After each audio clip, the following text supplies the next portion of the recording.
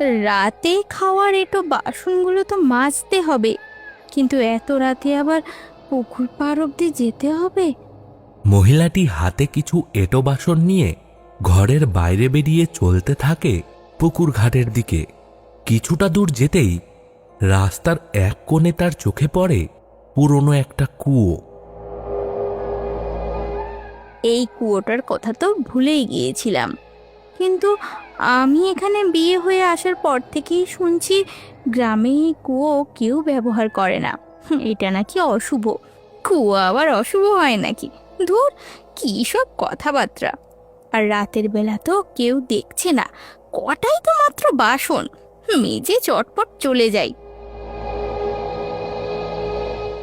সে নিজের ভাবনা মতোই এগিয়ে গেল কুয়োটার দিকে।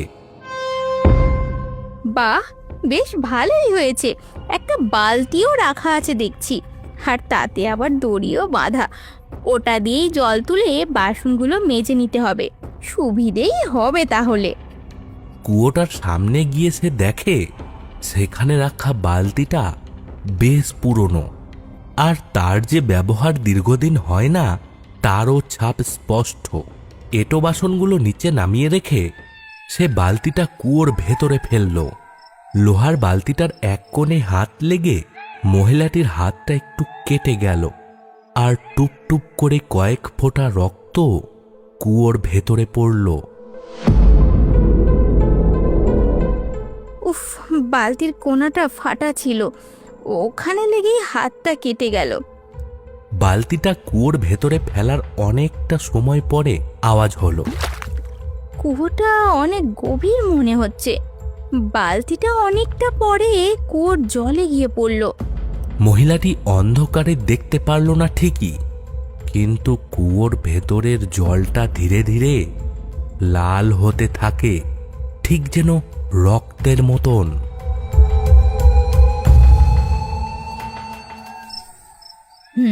বালতিটা ভরে গেছে, এবার ওপরে টেনে আনি ওটা। কিছু সময় পর জল ভর্তি বালতিটা উপরে উঠে আসে। বালতিটা নিচে রাখতেই মহিলাটির শরীরটা কিছু মুহূর্তের জন্য শিউরে ওঠে।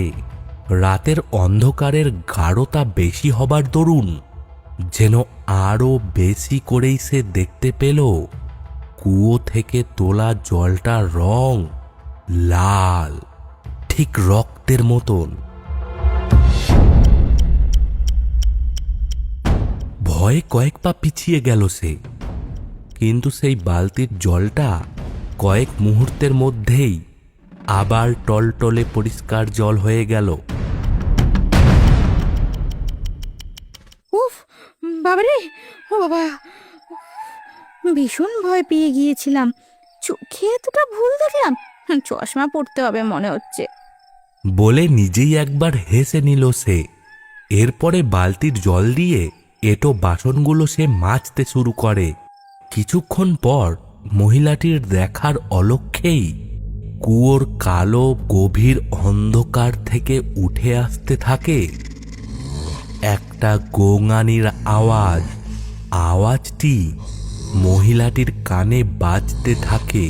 এদিকে ওদিকে তাকিয়ে আওয়াজের উৎসটা বোঝার চেষ্টা করে সে, কিন্তু গুণাক্ষরেও সে বুঝতে পারে না কি বিভৎসতা অপেক্ষামান তার প্রতীক্ষাতে।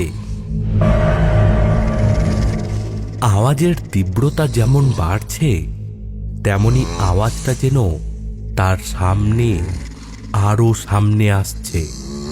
মহিলাটির এবার বেশ ভয় লাগতে শুরু করে।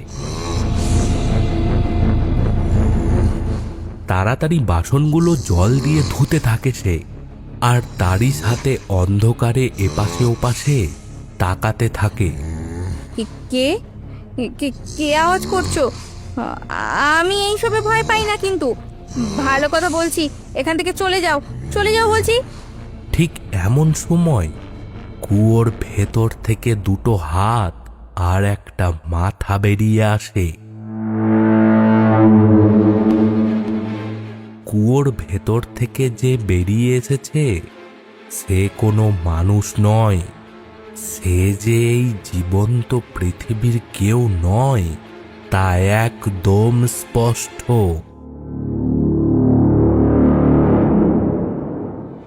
মহিলাটি আচমকা কুয়োর ভেতর থেকে বেরিয়ে আসা জিনিসটা দেখে এতটাই ভয় পায় যে তার মুখ দিয়ে কোনো আওয়াজ বেরোয় না। তার শব্দ শক্তি যেন নিমিষেই নিঃশেষ হয়ে গেছে। তীব্র ভয়ের কাছে পরাজয় মেনে হাত থেকে তার বাসনটা আপনা থেকেই পড়ে যায়। সেই বাসনের আওয়াজেই পঞ্চ ইন্দ্রিয় তার আবার সজাগ হয়ে ওঠে, আর সে বলতে থাকে, পালাই পালাই, এখান থেকে যত তাড়াতাড়ি হোক আমাকে পালাতে হবে। আমি পালাই। কিন্তু সত্যি সত্যি অনেকটাই দেরি হয়ে গেছিল। মহিলাটি উঠে পালাতে যাচ্ছিল, তবে তা ব্যর্থ চেষ্টা হলো, কারণ কুয়োর সেই অধিবাসী মহিলাটির গলাটা ততক্ষণে চেপে ধরেছিল, যার চাপ সারাশির চাপের থেকেও কয়েক গুণ বেশি।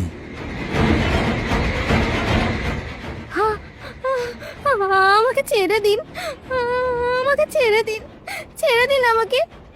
সে যাকে এই কথাগুলো বলছে তার মধ্যে বিন্দু মাত্র কোনো মায়া মমতা নেই, আছে শুধু হিংসা আর ক্ষুধা, রক্তের ক্ষুধা। কয়েক মুহূর্তের মধ্যেই মহিলাটিকেও সেই অন্ধকার কুয়োর বাসিন্দা টেনে নিয়ে গেল অতল গভীরে। গ্রামের মহিলাটি তখনও বাঁচার জন্য চিৎকার করে চলেছে, কিন্তু তার চিৎকার ঘুমে অচৈতন্য গ্রামের কারো কান অবধি পৌঁছালো না। আর পৌঁছালেও হয়তো এই দিকে এখন কেউই আসতো না। ধীরে ধীরে তার চিৎকার মিলিয়ে যেতে যেতে একদম শান্ত হয়ে যায়।